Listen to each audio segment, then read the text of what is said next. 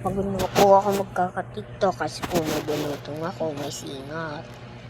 So hindi ko po alam kung bakit ako nagkabulutong. Sabihin ko sa inyo. April, June, birthday ng kaibigan ko. Tapos 6 PM na, umuwi kami sa may bahay namin.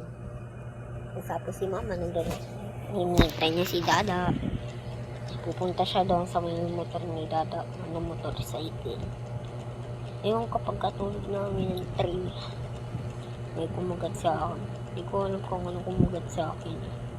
Kasi natutulog ako dito. Diyan, banda. Dahil kasi dito, puro buhangin eh. Kaya ayun. Ito, kaya pala may buhangin. Ayun o.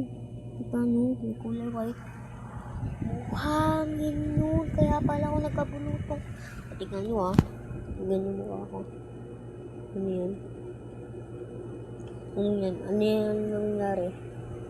Ano nangyari? Ano nangyari dito sa kamay ko? Ayun, kung bakit ako nagkabulutong. Kasi po may buhangin po dito. Kita nyo po yan ng merit na yan. Ayan. Ayan. Ayan nata. Kasi sabi ng kaibigan ko, galing daw yung bulutong sa may ihi ng palaka, pati buhangin. So kaya pala ako nagkabulutong. Matagal na ako may sinat. Okay.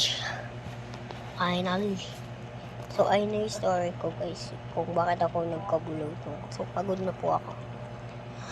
Hindi muna po ako magti-TikTok.